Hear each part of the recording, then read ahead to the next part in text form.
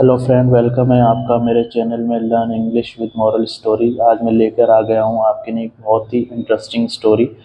और इस स्टोरी के माध्यम से हम इंग्लिश ग्रामर के डिफरेंट सेंटेंस स्ट्रक्चर्स और रूल्स को फॉलो करेंगे और उनको बारीकी से समझने की प्रयास करेंगे। और क्योंकि एक मॉरल स्टोरी है तो कहानी के अंत में आपको एक मॉरल भी मिलेगा इस स्टोरी के थ्रू। और बिना किसी दूरी के फ्रेंड्स शुरू करते हैं आज की स्टोरी। तो आज की स्टोरी का जो टाइटल है फ्रेंड्स वो है द फार्मर्स वाइज डॉटर। क्या मतलब हुआ? एक किसान की समझदार बेटी। The king of the land always liked helping the poor people in his kingdom. क्या मतलब हुआ फ्रेंड सेंटेंस का? जो लैंड होता है फ्रेंड, ज़मीन, कोई क्षेत्र। ऑलवेज होता है हमेशा। लाइक क्योंकि ये पास्ट इंडेफिनाइट का सेंटेंस है इसलिए वर्ब की वी टू का इस्तेमाल हुआ है। और हेल्पिंग, हेल्पिंग मतलब अच्छा लगता था उसको मदद करना। तो क्या मतलब हुआ इस सेंटेंस का फ्रेंड? जो उस क्षेत्र का राजा था हमेशा उसे अच्छा लगता था मदद करना गरीब लोगों की अपने साम्राज्य में। तो फ्रेंड अगर आप देखो तो ये द किंग से लेके लैंड तक हमारा जो है पूरा सब्जेक्ट है। उसके बाद एक एडवर्ब आई है। ऑलवेज हमेशा एडवर्ब का काम करती है सेंटेंस में। और उसके बाद हमारी मेन वर्ब आई है। और मेन वर्ब के बाद फ्रेंड उसके तुरंत ही बाद एक हेल्पिंग, हेल्पिंग जो एक वर्ब होती है। और इस वर्ब की आईएनजी फॉर्म यहाँ पर आई है। तो ये एक तरीके का नॉन फाइनाइट वर्ब है क्योंकि इंग्लिश के अंदर एक ही सेंटेंस के अंदर अगर दो वर्ब आती हैं तो वो एक मेन होती है और एक नॉन फाइनाइट वर्ब होती है। नॉन फाइनाइट वर्ब होने की वजह से इस पर कोई टेंस का कोई रूल्स फॉलो नहीं होता और ये ज्यों की त्यों ही रहती है जो भी नॉन फाइनाइट वर्ब होती है। और ये नॉन फाइनाइट वर्ब की एक जेरेंट फॉर्म है जो वर्ब प्लस आईएनजी के साथ आती है और जिसका हिंदी सेंस ना ने नी से निकलता है। क्योंकि जो लैंड का जो राजा था उसको हमेशा अच्छा लगता था मदद करना करना। जैसे फ्रेंड नाने नी का सेंस आ रहा है तो ये एक जेरेंट फॉर्म है नॉन फाइनाइट की लोगों का अपने साम्राज्य के अंदर। एंड देयरफॉर ये एक कंजक्शन है फ्रेंड जिसका मतलब होता है इसलिए। ऑन हिज बर्थडे अपने जन्मदिन पर ही would often gift out small pieces of land to the poor. Friend ये भी एक पास्ट इंडिफिनाइट का सेंटेंस है लेकिन हेल्पिंग वर्ब वुड का यहाँ पर इस्तेमाल हुआ है क्योंकि उसकी राजे की एक आदत थी। वो छोटे छोटे अपने जन्मदिन पर गरीब लोगों को स्मॉल पीस ऑफ लैंड मतलब ज़मीन के छोटे टुकड़े एक गिफ्ट के तौर पर देता था। वुड और ऑफन, गिफ्ट, गिफ्ट यहाँ पर एक मैन वर्ब है, ऑफन एक एडवर्ब है क्योंकि वो गिफ्ट तो देता था, अक्सर देता था। तो इस वर्ब को ये और भी ज़्यादा मॉडिफाई कर रही है और इस वर्ब के बारे में हमें और एम्फेसाइज करके बता रही है गरीब लोगों को। सो एज टू फ्रेंड इसका मतलब होता है ताकि, help them grow their own food, ताकि वो अपना खुद का खाना, ग्रो का मतलब होता है फ्रेंड, ग्रो मतलब उगाना या बढ़ाना। तो वो ताकि उनको अपने खुद के खाने को बढ़ाने में हेल्प, मदद मदद मिल सके। One day, a farmer who had obtained a small piece of land through the king's benevolence, benevolence का मतलब होता है फ्रेंड्स भलाई। ये एक नाउन है, एक एब्स्ट्रैक्ट नाउन इसे कहते हैं इंग्लिश के अंदर। तो एक दिन किसान, फार्मर किसान, who had obtained a small piece of land. तो हु हैड, यह किसान एक नाउन है और नाउन के बारे में हमें एक्स्ट्रा इन्फॉर्मेशन दे रहा है ये क्लोज, क्योंकि इस क्लोज के अंदर भी एक सब्जेक्ट है हु, जो यहाँ कंजक्शन है जिसका मीनिंग निकल रहा है जो। हैड ऑब्टेन ये हेल्पिंग वर्ब और ऑब्टेन पाना एक मेन वर्ब है क्योंकि हैड और वी थ्री यहाँ पर आया तो ये एक पास्ट परफेक्ट का सेंटेंस बन जाता है, small piece of land through the king's benevolence. तो एक फार्मर, ये एक एडजेक्टिव क्लोज है friend, who had obtain a small piece of land through the king's benevolence मतलब किंग्स की भलाई के थ्रू उसने एक छोटा टुकड़ा ज़मीन का हासिल करा था, उसको मिला था, पाया था उसने। और ये फ्रेंड और ये फार्मर जो सब्जेक्ट है उसकी जो मेन वर्ब है यहाँ पर आई है, ये वॉज। ये इस सेंटेंस की ये जो पूरा सेंटेंस हमारा है उसकी मेन वर्ब यहाँ पर आई है। ये सिर्फ ये सारा पूरा एडजेक्टिव क्लॉज है फ्रेंड। ये यहाँ से पूरा बेनोवेलेंस तक ये एक पूरा एडजेक्टिव क्लॉज है जो हमें इस किसान के बारे में बता रहा है। A farmer was hard at work tilling his land. Tilling का मतलब होता है फ्रेंड जुताई। जुताई होती है क्रॉप की, सिंचाई वगैरह को कहते हैं। जोतना, जैसे ज़मीन को जोतने को कहते हैं सिंचाई। तो वो हार्ड मतलब मेहनत कर रहा था अपने काम के अंदर ज़मीन को जोतते हुए। वैन फ्रेंड्स, यहाँ पर ये जो लाइन आपको दिख रही है ये इंग्लिश के अंदर एक पंक्चुएशन मार्क होता है और इसका भी अपने आप में एक मीनिंग होता है। ये ये जो यहाँ पर है ये एक डैश है। तो इसका इस्तेमाल हम इंग्लिश के अंदर जैसे नंबर्स के बीच में कोई रेंज देनी होती है, जैसे 3 to 8 मंथ्स, और जैसे किसी की टाइमिंग हमें किसी क्लिनिक या वगैरह जाते हम डॉक्टर के क्लिनिक में, वहाँ उनके टाइम टेबल पर एक टाइमिंग होती है डॉक्टर की कि कितने से कितने बजे तक वो बैठते हैं क्लिनिक में। तो एक रेंज होती है, जैसे 5 PM to 8 PM तक डॉक्टर बैठते हैं। और इसका मतलब फ्रेंड्स यहाँ पर जो इसका इस्तेमाल हुआ है एक सडन चेंज ऑफ थॉट के लिए भी इसका इस्तेमाल होता है। जैसे कुछ दूसरी बातें चल रही हैं और तुरंत ही हम उसका जो है कॉन्टेक्स्ट को चेंज कर देते हैं, अपनी बात का किसी दूसरे सब्जेक्ट पे बात करने लगते हैं, तो सडन चेंज ऑफ थॉट, हमारी सोच के अंदर एक बदलाव होता है। उसी तरह यहाँ पर इस्तेमाल हुआ है व्हेन सडनली, अचानक से। द प्लो कहते हैं फ्रेंड्स ये हल होता है जो सिंचाई वगैरह करने में, हल जोतने के अंदर काम आता है। सीम एक स्टेटिव वर्ब है, मतलब इसका मतलब होता है प्रतीत होना। तो यहाँ कोई ये मेन वर्ब नहीं है, एक स्टेटिव वर्ब है जो बता रही है। To be stuck on something within the ground, ground होता है ज़मीन।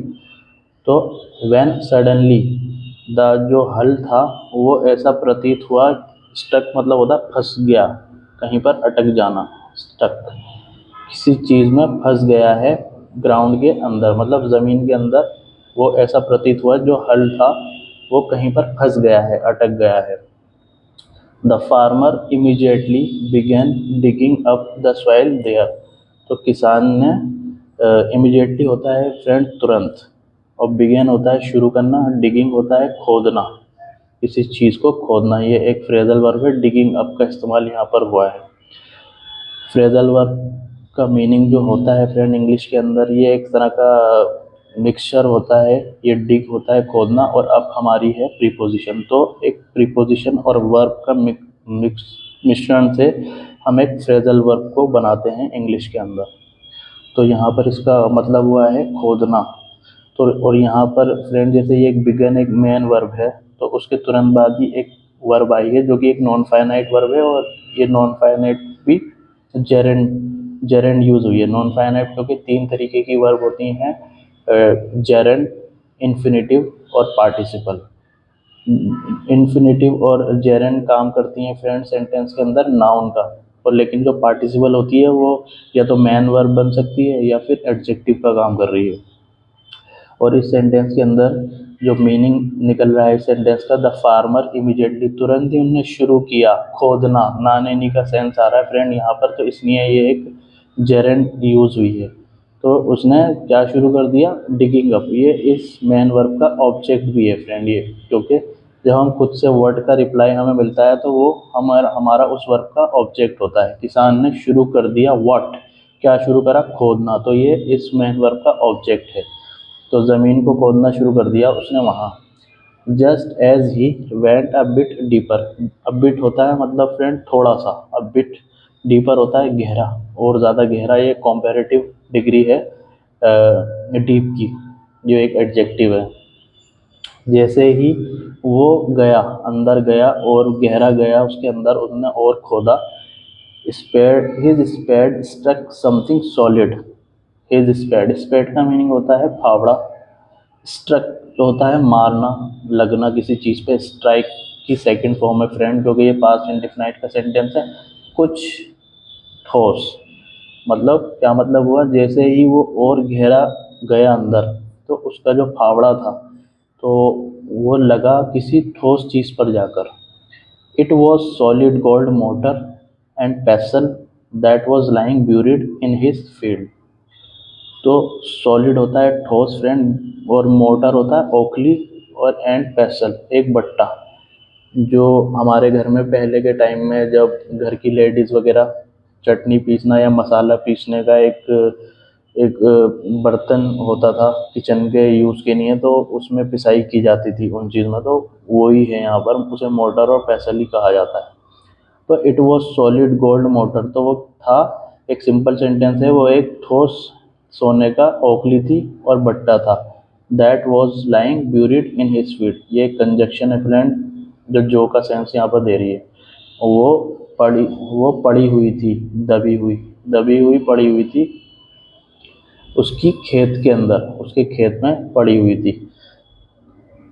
The farmer thought to himself, जो फार्मर था, किसान था, उसने सोचा खुद से। फ्रेंड्स ये कॉमा लग रहा है और एक कोटेशन मार्क है, इसका मतलब ये डायरेक्ट स्पीच का सेंटेंस है। ये यहाँ से शुरुआत हो रही है और यहाँ तक ये पूरा एक डायरेक्ट स्पीच का पूरा पैराग्राफ है friends. This land belongs to the king. Belongs का मतलब होता है कुछ मालिकाना हक होना, किसी का संबंध में होना। तो मतलब उसने उसने ये सोचा अपने मन में कि ये जो जगह है ये राजा की है। राजा बिलोंग्स टू राजा, मतलब ये राजा का ही मालिकाना हक है उस पर। इसलिए therefore this mortar and pestle, वो ओखली और बट्टा, should also belong to him. तो एक मॉडल सेंटेंस फ्रेंड यहाँ पर आया है हमारे पास।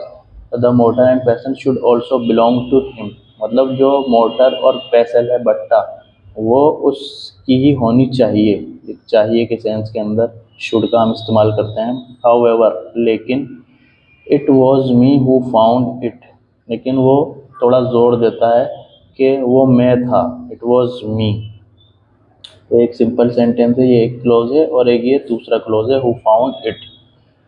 इसका सब्जेक्ट इट है और ये एक मेन वर्ब है और ये इसका ऑब्जेक्ट है। ये मैं था, वो मैं था, हु फाउंड इट, जिसने उसको ढूंढा।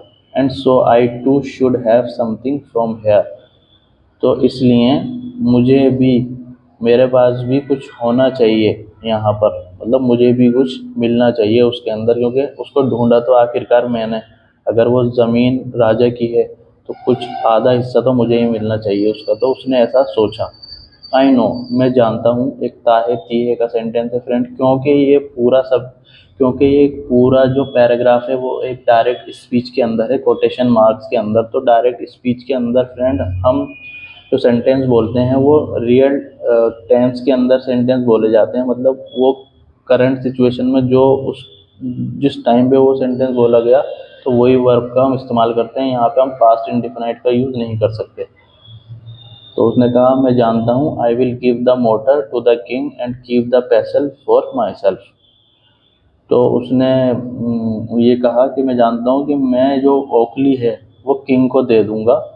एंड कीप होता है रखना, बट और जो उसका बट्टा है वो अपने पास रख लूँगा। When he told his daughter about the motor and pestle, जब वो अपनी बेटी को उसके बारे में बताता है, मोटर और पेसल के बारे में, शी begged him, तो वो उससे निवेदन करती है, please father, father dear, do not do this. क्या मतलब हुआ, मेरे प्रिय पिताजी, ये मत कीजिए।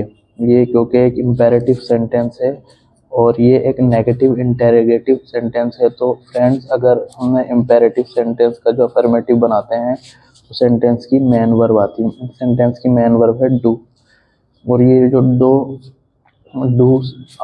ये जो दो डू आ रहा है, एक तो उसको नेगेटिव करने के लिए है, ये फर्स्ट डू जो आ रहा है ये उसको नेगेटिव कर रहा है इम्पेरेटिव सेंटेंस को, और जो दूसरा डू है ये हमारी एज अ मैन वर्ब यहाँ पर यूज हो रही है। If you give the king just the mortar he will at once ask for the pestle. Once का मतलब होता है फ्रेंड एट वंस, तुरंत, तुरंत ही, और जस्ट होता है सिर्फ। तो क्या मतलब हुआ फ्रेंड्स, मैं आपको बता दूं कि ये एक कंडीशनल टाइप 1 का सेंटेंस है, क्योंकि इसके अंदर इफ़ क्लोज का यूज़ हुआ है। If you give the king just the mortar, if you give the king just the mortar he will at once ask for the pestle. अगर आप किंग को सिर्फ ओखली देंगे, तो यहाँ से दूसरा क्लोज फ्रेंड शुरू होता है हमारा इफ़ का, जिसके साथ हम विल का यूज़ करते हैं और साथ में मेन वर्ब आती है। तो ही विल एट वंस, तुरंत ही पूछ लेगा बट्टे के लिए। तो ये फ्रेंड इसका मतलब हुआ, अगर आप किंग को सिर्फ मोटर देंगे तो वो आपसे उस बट्टे के लिए भी पूछ लेगा। And you know you shouldn't lie to the king, और आप ये जानते हैं कि आपको झूठ नहीं बोलना चाहिए राजा से। शुडंट लाई, क्योंकि एक नेगेटिव सेंटेंस है, हेल्पिंग वर्ब शुड और लाई यहाँ as a main verb use हुई है। The farmer however refused to listen to his daughter's wise advice। Advice का मीनिंग होता है फ्रेंड्स एक राय देना। तो यहाँ पर अक्सर स्टूडेंट कंफ्यूज हो जाते हैं कि ये एडवाइस एक नाउन है, और अगर यहाँ पर एस होता, सी की जगह एस होता, तो ये एक तरह की मेन वर्ब बन जाती। उसका मतलब होता है किसी को राय देना, और यहाँ पर ये खुद एक नाउन का काम कर रही है, क्योंकि एडवाइस का मीनिंग होता है राय। तो किसान ने, हाउएवर एक कंजक्शन है जिसका मतलब यहाँ पर हुआ है फिर भी। रिफ्यूज़ होता है इनकार करना, सुनने में इनकार कर दिया अपनी डॉटर की वाइज एडवाइस। तो क्या मतलब हुआ इस सेंटेंस का, जो किसान था फिर भी उसने मना किया अपनी बेटी की समझदारी वाली राय को सुनने में, उसने इनकार कर दिया। तो फ्रेंड्स अगर आप यहाँ देखें, रिफ्यूज टू लिसन यहाँ पर एक इन्फिनेटिव वर्ब है जो कि एक नॉन फाइनाइट वर्ब है, और इस सेंटेंस की जो मेन वर्ब है हमारी रिफ्यूज है, और यहाँ एज अ नाउन यूज हो रही है लिसन। और ये जो दूसरा टू है ये एक प्रीपोजिशन है, और ये जो टू है ये एक इन्फिनेटिव का टू है, और ये एक प्रीपोजिशन का टू है, क्योंकि इसके बाद ये अपना एक सब्जेक्ट लेकर आता है, एक wise advice. The next day, अगले ही दिन, he presented the mortar to the king at court. तो अगले ही दिन, प्रेजेंटेड का मतलब होता है फ्रेंड प्रस्तुत करना। तो अगले ही दिन उसने वो ओखली थी उसको राजा की कोर्ट में प्रस्तुत कर देता है। नेचुरली मतलब स्वाभाविक रूप में। The king also ask for the parcel and when the farmer couldn't answer him properly मतलब सही तरीके से। कुड नॉट एक negative helping verb, modal verb का यूज़ हुआ है फ्रेंड यहाँ पर। तो क्या मतलब हुआ उसका, जो राजा था उसने जैसा उसने सोचा था, और जो एक कॉमन सेंस होती है किसी भी राजा की, तो उसने उसी तरीके से उस फार्मर से पूछा। जब उसने उसको ओखली के बारे में बताया तो उसने उसके बारे में पूछा, पैसल के बारे में भी पूछा। तो king also ask for the पैसल, जो राजा ने उस भट्टे के बारे में भी पूछा।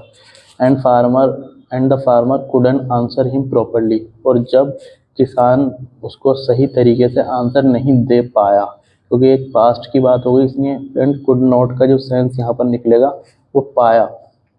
कुड नॉट के कई तरीके से सेंस हिंदी में निकलते हैं, जैसे सका, पाया, पाता। तो यहाँ पर जो यूज़ हुआ है वो सका के सेंस में यहाँ पर मीनिंग निकल रहा है उसका। The poor man was thrown in jail. तो फिर क्या करा, उस गरीब आदमी को या बेचारे आदमी को फेंका गया जेल में, क्योंकि एक पैसिव वॉइस है फ्रेंड। यहाँ पर वॉज के बाद V3 का यूज़ हुआ है, क्योंकि हमेशा पास्ट इंडेफिनाइट के पैसिव सेंटेंसों में होता है। यहाँ पर सब्जेक्ट के बारे में लिखा नहीं है किसके द्वारा है, हम चाहते तो यहाँ पर लिख सकते थे राजा के सर्वेंट के द्वारा उसको जेल में फेंका गया। The poor man was thrown in jail by servant as he was being locked up. ये भी फ्रेंड्स एक पास्ट कंटिन्यूअस का पैसिव वॉइस का सेंटेंस है, क्योंकि वॉज के साथ बीइंग और लॉक्ड एक वर्ब होती है, V3 का यूज़ हुआ है, और एज एक कंजक्शन है। जैसे ही उसको लॉक किया जा रहा था किसी के द्वारा। तो जिसके द्वारा काम यहाँ पर हो रहा था, तो उसके बारे में बताने की यहाँ पे ज़रूरत नहीं समझिए। द फार्मर मर्मर्ड, मर्मर्ड का मतलब होता है बुड़बुड़ाना। जो किसान था वो बुड़बुड़ाया। I should have listen to my daughter, I should have listen to my daughter. इसका क्या मतलब हुआ? मुझे अपनी बेटी को सुनना चाहिए था। जो वो कह रही थी उसको सुनना चाहिए था, क्योंकि मॉडल हेल्पिंग वर्ड शुड और हैव का यहाँ इस्तेमाल हुआ है, तो ये एक पास्ट का सेंस देते हैं सेंटेंस के अंदर। चाहिए था का सेंस बनता है, और वर्ब की हमेशा V3 का यूज़ होता है इन सेंटेंसों के अंदर। तो उसको वो बोलता है, अपने ही मन में बुड़बुड़ाता है कि मुझे अपनी बेटी को सुनना चाहिए था। और फ्रेंड, यहाँ पर ये जो 3 डॉट आप देख रहे हैं, ये भी एक इंग्लिश के पंक्चुएशन मार्क की एक फॉर्म होती है। इसका इस्तेमाल सेंटेंस में, मान लीजिए अगर यहाँ पर कुछ ज़्यादा इम्पोर्टेंट नहीं है बात, तो उस ज़्यादा इम्पोर्टेंट जो बात ज़्यादा इम्पोर्टेंट नहीं होती, तो उसको बताने से अच्छा यहाँ पर इन डॉट का इस्तेमाल करते हैं।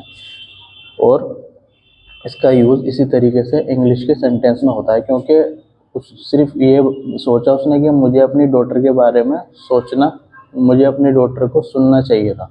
और जो उसने कहा यहाँ पर इन 3 डॉट ने ये बता दिया कि और जो बात है वो ज़्यादा इम्पोर्टेंट नहीं है बताने की, इसलिए हम रिपीट यहाँ पर उनको नहीं करेंगे। तो ये डॉट का हम इस्तेमाल करते हैं इंग्लिश लैंग्वेज के अंदर। The soldier told the king about this and the daughter was someone to court. जो वहाँ पर सोल्जर था, उसने उसको बड़बड़ाते हुए सुन लिया और उसने ये बात किंग को बता दी। And the daughter was someone का होता है कहीं पर प्रस्तुत होना, किसी गवाही के लिए बुलाना, किसी को कहीं पर पेश कराना। तो समन का मतलब ये होता है। तो जो सोल्जर थे उसने राजा को बताया और उसकी डॉटर को वहाँ पर कोर्ट में बुलाया गया। वंस शी एक्सप्लेन्ड एवरीथिंग, एक बार जब उसने सब कुछ एक्सप्लेन कर दिया, सारी बात राजा को बता दी। The king forgave the farmer. तो फॉरगेव है फॉरगिव की सेकंड फॉर्म, V2 का यहाँ इस्तेमाल हुआ है, V2। तो फॉरगिव का मतलब होता है माफ़ करना। द किंग ने उसको फार्मर को माफ़ कर दिया। और और उसने दूसरा काम किया, उसकी डॉटर को बनाया एक मिनिस्टर एट हिज कोर्ट, अपनी कोर्ट के अंदर एक मिनिस्टर है। फ्रेंड्स, अगर यहाँ किंग हमारा सब्जेक्ट है तो उसने 2 काम करे यहाँ पर। एक तो माफ़ करा फार्मर को, और उसकी बेटी को बनाया। क्या बनाया? अब मिनिस्टर ऑफ द कोर्ट। तो आ मिनिस्टर यहाँ से लेके यहाँ तक एक ऑब्जेक्टिव कॉम्प्लीमेंट का काम कर रहा है उसने, क्योंकि ये उसके डॉटर के बारे में कुछ वर्ड हैं जो उस राजा ने उसको बनाया। तो ये एक ऑब्जेक्टिव कॉम्प्लीमेंट के तौर पे यहाँ पर यूज़ हुआ है इसका, a minister at his court. तो ये थी फ्रेंड आज की स्टोरी। और जो मोरल आज की स्टोरी का है वो है friend, common sense is gold. मतलब जो एक सामान्य ज्ञान होता है वही सोना होता है, वो हमेशा सही होना चाहिए। कॉमन सेंस अगर आपका किसी भी चीज़ के अंदर